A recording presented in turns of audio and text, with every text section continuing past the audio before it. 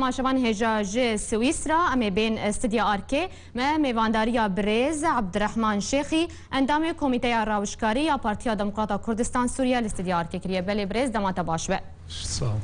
دست بيتي دا ود نوچاي مجيهات ودا خوانيه كون وكو انا كسي ودا خوانيك بلافكر وانتدد بيجن كوفي شري رژیم اسد دخواز جاره کدن دستهلات خویا دکتاتور لقامشلو فرض بکه قالوا بري قامشلو ند من دستهلات رژیم اسد دبو سپاس اشتره رژیم اسد حاضرش برد اجدار دندر قامشلو دو باجار حسكه ديجي لأفشرق إيرو تشد أم نشركي زلال وقت جاردن راستي خلقي تفيد وأفشر الحسكي تشيبي القام شلو الفلان هرم الفلان دفري شانو يك ناماك بتشوك لفي جاري أفشر نبرنجكي ولو زلال وخيايج خلقي هاتي زلال كرن جبرقو قالك كشتي تشيبون قالك كس جيانا خدان چج آلی سویلا به چج آلی چکدارا به لأف رژیم هان پشتی اف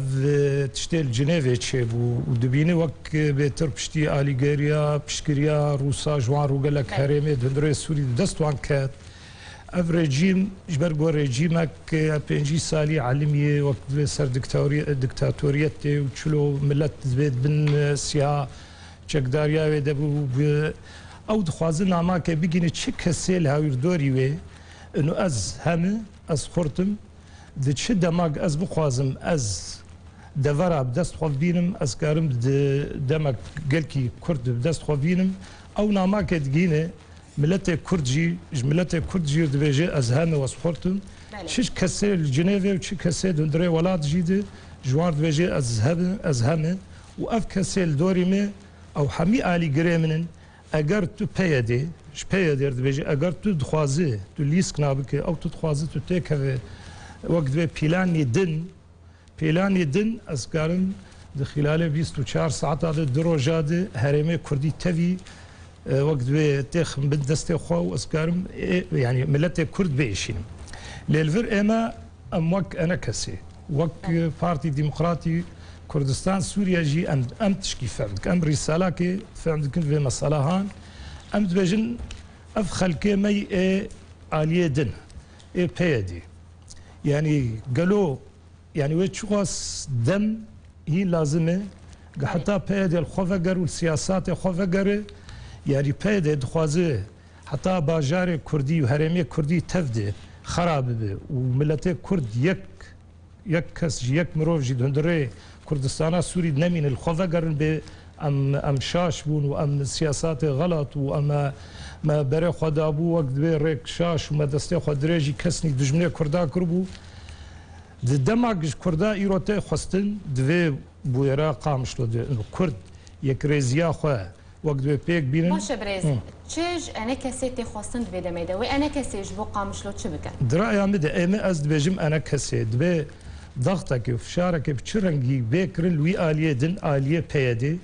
لآلية بيدي بكر دشرية دبي أو هزا عسكرية أو هزا لشقرية بيشمرقي رجعوا آمديا خدانه يعني حاضر بنا خدانه وبيانك وتقريرك جدر كسني بيشمرقي إنه أم حاضرن جبو درباس بنا كردستان رجعوا جبو أم ملتي خوب باريزن و بيانا أو داخوانيا أنا كسيجي يعني صلاة إنه أم ناخذن هرمي كردي أو آراميا هي أف رجيم تفديليسكي عندك أم حاضرن بس أزن دبيجن قرق أم ضغطك بيتر بكنا بيدي يعني شغلي دانوستندا جدوراني في خياي أو ناين سروي رياق أو ملتي كرد خوازو يكريزيا كردي بيدي بضغوطاتني السياسي قصدا ما اختيان بضغط بضغوطاتني السياسي السربي كرن تشج قنديله بج ملتي كرد بج سياسيه كرد بج خندا وقت بج مثقفين كرد بج جوار خصني سيفيل كردي به ضغطك البيدي ببر بفكرج بو درباسنا بيشمرقا وجبو ام فقرن او اتفاقيات يا اخوي يكفن اتفاقيات دوكا تالي بو يكريزيا كردات تحقيق دو باش مامۆستا جبلی وان ڕێکەفتنان 7,000 پێشمەرگەیە وهەنە و ئەو ژی وەکو تا ئانا ئاماژە پێکرد ئامادەنە کۆ دەرباسی ڕۆژاوای کوردستانی ببن وان دەڤەران بپارێزن باشە نەهادبان هەستی ڕۆژێک گوقامشتۆ تێ تۆبارانکردن سڤیل تێن ئەرمانجکردن و تە هەول و تە پەیوەندی کریش بۆ کەون پێشمەرگەی خۆ دەرباسکن ئەمە یعنی ئەم پێدە ئەم نکارن تو وەک بێ پەیوەندیە بوار بکنج بەرگۆ ئەو بەستامە ئالیە ناودەوڵەتی ئالیە ناودەوڵەتی بەلێ ئەم ئالیە ناودەوڵەتی و بە هەرێما کوردستانی سکرتێرێ پارتیامان ئەنها هاتی کوردستانە باشووران ئەلڤر حازرە و وەک بێ سەرۆکی ئەنجومەنێژی لەڤر لە کوردستانی پەیوەندی چێت بن یعنی پەیوەندی چێت بن چ ئالیە ناودەوڵەتی بێ چ حکوومەتە هەرێ بێ و جەنابێ سەرۆک بێ جناب سروک گلکی قلق جوی مسئله نو کردی روجاوا کردی کوردستان سوری وقت بيت جيانك في رنجي هاني زحمت درباس بالقل زحمتي بره هنو وجيانا واني معيشي قالك زور وزحمتي لي هيدد وقتك كده وقت از دبجم ديس از دوبارتكم دمك الجرج ام يكريزيه وقت بيورك وقت اقام شلو خياي وقت بيتشكي ve caretişki hinki mestır çebuye kuştun çebunu sivilatını kuştun tağı kurditen toparandın او درن وقت به خپیشاندان اچت کنو سروکه صورت سروکه وقت به سروکه هرم برز اسنا چارم اخفتنات قطبكم از خوازم تجي القلم به امي انها بتشن جم رائد شروان ديركي افسر د پشمرگين روجاوای کردستانی القلميه بله برز دم باش دما باش بی دما خوش بی د دەستپێکێ دا هۆن وەکو پێشمەرگەیان ڕۆژئاوای کوردستانê hûn çawa li vî şerê qamişlodinêrin di destpêkê de em bejna xwe li hember şehîdên Kurd û Kurdistanê û taybet şehîdên qamişlod ditewînin û sersaxiyê ji malbatê wa re dixwazin û dîsa em sersaxiyê ji birîndara re dixwazin وەکو ku tê zanîn ev sê roja şer li Qamişlo berdewam e gelê me dibin topbaranê de ye ev tiştehanê her fetre tê dubarekirin qenaetê me hetakî mantiqî me Kurdî bi timametî rêzgar nebin qwetê me Kurdî bi her awayî nebin yek ev tişt wê her berdewam bê lewma em dibêjin ji bo yekê ev mesele hani ev haleteki vişli çedibin rabin gereka beri her tiştî xaka Kurdistana Rojavayê Kurdistanê bi her awayê rêzgar bibe ji bin destê dijmin xilas bibe qwetê Kurdî bibin yek desthilatdariyeke Kurdî li wê dê bê danîn gavelkê em dibêjin taban dibin sahabê desthilatdarî de heqê wa milletê dîtir jî ew mukewînatê dîtirî li ser xaka Kurdistanê dijî niye wa jî bêparastin qenaetê me evin ji bo vê yekê em wekû leşkerê roj em vêna dişopînin wî şerê li Qamişlo باشە برێز هۆن وەکو پێشمەرگەیان ڕۆژاوای کوردستانê gelo hûn amade ne ku hûn derbasî Rojavayê Kurdistanê bibin em wekû pêşmergê Rojava her tim û tim dibin rêberiya serok û pêşmergeyê me mezin da Mesûd Barzanî em amade ne ew çi biryarê bidê em ti carî wê biryarê naşkînin em amade ne ew berê me bidê ku derê em biçin îro jî hemû pêşmergê me amade ne ki derbasî Rojavayê Kurdistanê bibin milletê xwe gelê Kurd û hemû gelekî li ser wê xakî dijîn biparêzin bi her awayê em amade ne بله برز و تونامه ج سروکاتیا هرما کردستان هروها عالیم پیوندیدار جبو و گراوش بو روجاوای کردستان و تنامه پیشکش کرنه ام تم دبیجن یک جه ام آمادانه یاد دوی ام خوازن کی یکیتی کی کردی چه ببه لسر اساسی کی لسر مبدأ کی حق حمو ملت کرد ام مرحله شورش دنا دم ندما جدایتیه یا دم ندما دبندیه دم دما هویه کی هر ام حمو بیک دستی هفدو بگرن پشتی کی خاگا کردستان رزگار بو و چخی سیاسی چ بریار دیدن ام بخوک و لشکر روج ام آمادنا کی دبن سهاواده و خاکه بپارێزن ام دخوازن بریار کی دموکراتیک به بریار کی حقانه به نه طرفك خفرت كي سر طرفك نه طرفك خوش طرفك باشتر ببينش برك وافخك يا ما تبعا نه هندك يا وهندك امجي دور بخن ایرو هم دبینن بتایبەتی ئەبکارم مەساجێکیش برای مە یەپە گێرە بێژم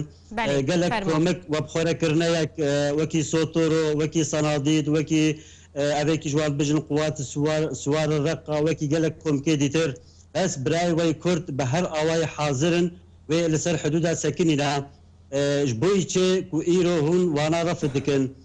طبعا ئەم دێنا وەکو ئەوەکی دەبێژنەوانە هەگەر کورد هەموو نەیەک بن اگر ام نیک دست بن ام ایرو دبینن روجاوای کردستان جه هر چار آلیا و محاصره به هر آوایی بتناخوا و نکار بن و شورش شهانه بدومایی بخن لو ما یا ما بهتر یکیتیا براتیا وجبوی و یکیجی رزگار کرنا وی ملتیا ام نمت خوازن کی ملت ما بعذبه بشارده جه خودر کوي بله برز پیاماته جبو پیاده بو گلو پیاماته جبو ولاتیان روجاوای کردستان کولگوری گو ام دشوپینن ام نرین ولاتیان دبهیزن او جابرین کو پیشمرگه روجاوای کردستان وگرن داگو پاراستنا وان بکن پیاماته جبو ولاتیان روجاوای کردستان چیه و تو چه جوان ردویجه بناوی پیشمرگه از کارم وی بجم اف دروجه تقریبا به هزار تلفن و پیوندی مرهاتنه چکرن کاونی کنگی بین عمل بند داونا پیشبرگ روجاوای کردستان بونا و کوهیبی اخلاصی فی ملتی ام آمادنا و ام بحمو قوات اخوات چد عالیه معنوی دادبه چد عالیه اراده دادبه چد عالیه عسکری دادبه ام آمادنا بتنه عمل هیویا بریارا جناب سروک و پیشبرگه یکی وی قوات بریفت به سروک مسعود برزانینا او چه امری بده او کنگی وی امری بده ساعت خود امرینا تنفیذ بکن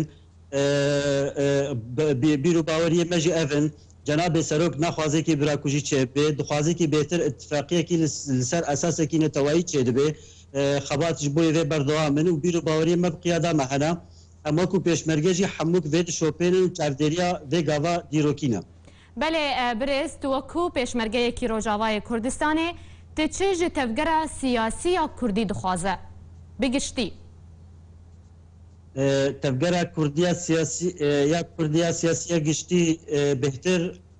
اسکارم وی بجم خوابکن یک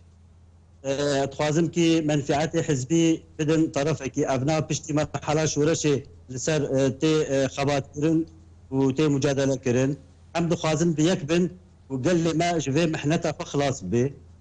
اسخوازم وی بجم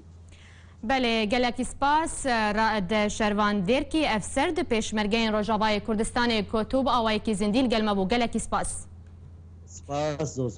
بله تماشاوان هیجام جاره کردن و گرنجم میوانی ما عبدالرحمن شیخی اندام کمیته راوشکاری یا پارتی دموکرات کردستان سوریه بله برز تجی مره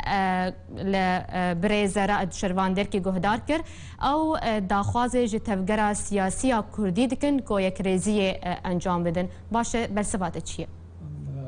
براستی سپاسیا جناب رائد شروان دیرک دکم لسر وی وقت به حسای مسئولیت و سپاسیا پیشمرگات کن و حاضر بونا وان جدر باس بونا کردستان روجاواره هست ملت کرد او بلند کن و هر دم حاضرن مشکلات سیاسته ده یعنی سیاست او دو آستانگیر پیشیا پیشمرگا و پیشیا یکیتیا وقت به کردی و بهتر او آلیه پیاده ایرو او سیاستا آند درست و آند برجواندی کرداده او دشوپینه و قالك جرام جوان خواستی و او اتفاقیات چه بون اجی وک جناب رائد اجد بیجم یک ریزی او خلاصیامه و بریک پیوندی بجناب رائد بکم اشتر گود وقتا قلت خواستن یک ریزیا کردی خواستن به تایبت پشتی واب بیویرین لقام شلوهات کرن